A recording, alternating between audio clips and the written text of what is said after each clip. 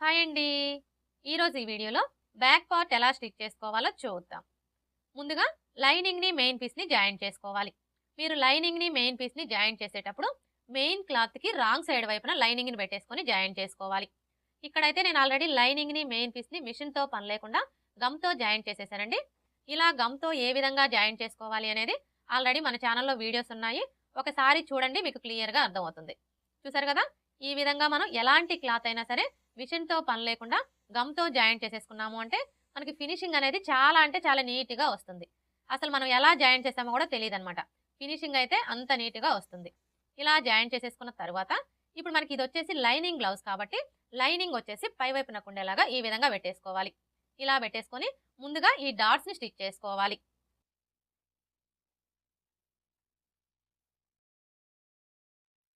చూడండి, ఈ డాట్స్‌ని స్టిచ్ చేసుకునేటప్పుడు మనకి డాట్ వెడల్పు వచ్చేసి ఫోల్డింగ్ మీద 1/2 ఇంచి ఉండేలా చూసుకొని స్టిచ్ చేసుకోవాలి.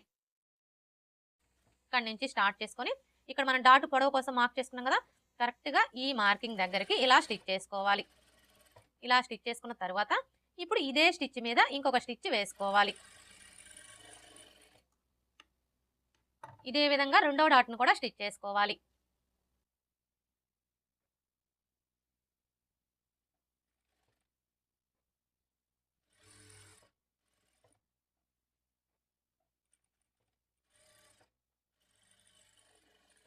రెండో డాట్‌ను కూడా స్టిచ్ చేసుకున్నాం కదా, ఇలా స్టిచ్ చేసుకున్న తర్వాత మీ నెయిల్‌తో ఒకసారి ఈ డాట్స్ దగ్గర ఇలా రఫ్ చేయండి. ఇలా రఫ్ చేసుకున్నాము అంటే మనకి ఫినిషింగ్ అనేది చాలా నీట్‌గా ఉంటుంది. ఇప్పుడు ఈ బ్యాక్ పార్ట్‌ని ఈ విధంగా పెట్టేసుకోవాలి. అంటే మెయిన్ క్లాత్ వచ్చేసి పై వైపునకు ఉండేలాగా పెట్టేసుకోవాలి. ఇలా పెట్టేసుకున్న తర్వాత ఇప్పుడు ఈ కింది వైపున పట్టీని స్టిచ్ చేసుకోవాలి.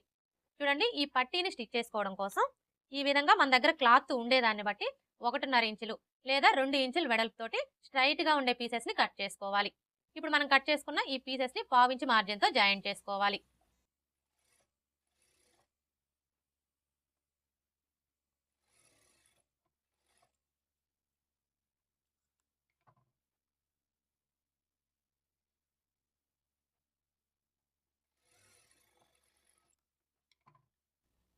ఇలా జాయింట్ చేసుకున్న తర్వాత ఇప్పుడు ఇక్కడ చూడండి, మనకు ఒక వైపున ఖర్చు కనిపిస్తుంది కదా, ఇప్పుడు ఈ ఖర్చు కనపడే వైపు వచ్చేసి ఇలా ఒక 1/2 ఇంచి ఫోల్డ్ చేసుకొని స్టిచ్ చేసుకోవాలి.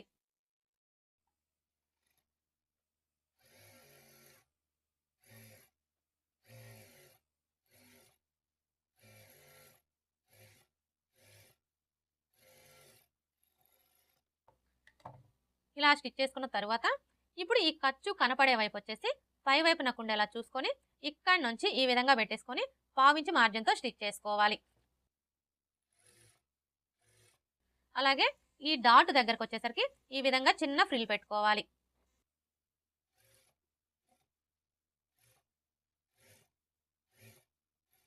అలాగే ఈ రెండో డాట్ దగ్గర కూడా ఫ్రిల్ పెట్టుకోవాలి.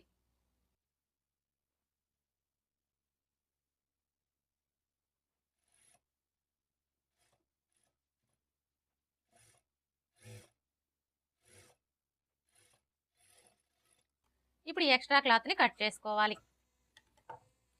ఇప్పుడు ఈ క్లాత్‌ని ఇలా ఫోల్డ్ చేసుకొని ఇంకొక స్టిచ్ వేసుకోవాలి. చూడండి, మీరు ఈ స్టిచ్ వేసుకునేటప్పుడు మెయిన్ క్లాత్ మీద పడకుండా స్టిచ్ చేసుకోవాలి. అప్పుడే మనకి ఫినిషింగ్ అనేది నీట్‌గా ఉంటుంది.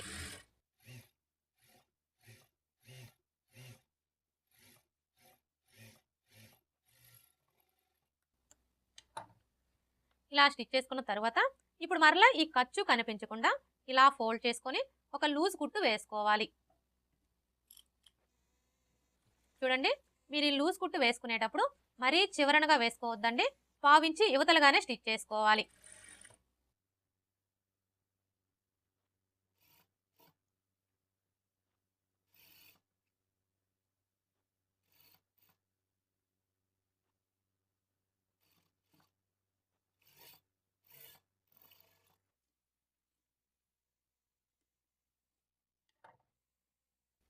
చూసారా, ఈ విధంగా లూజ్ కుట్టు వేసుకున్నాము అంటే హెమ్మింగ్ వేసుకోవడానికి ఈజీగా ఉంటుంది. హెమ్మింగ్ వేసుకున్న తర్వాత ఈ లూజ్ కుట్టుని తీసివేయాలి. ఓకే ఫ్రెండ్స్, చూసారు కదా బ్యాక్ పార్ట్ ఎలా స్టిచ్ చేసుకోవాలో. ఈ వీడియో కనుక మీకు నచ్చినట్లయితే లైక్ చేయండి, షేర్ చేయండి, అలాగే సబ్స్క్రైబ్ చేసుకోండి. Thanks for watching.